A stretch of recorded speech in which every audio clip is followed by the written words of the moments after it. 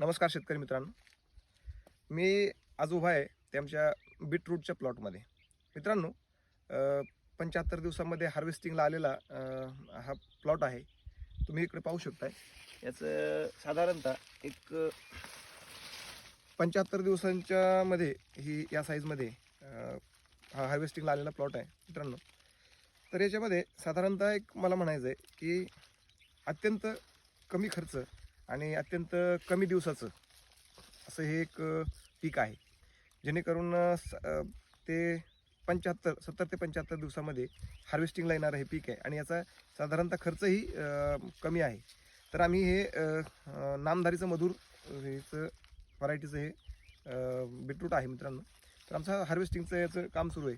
10 ते 15 रुपयांच्या मध्ये हा आम्हाला रेट सध्या मिळत आहे मित्रांनो.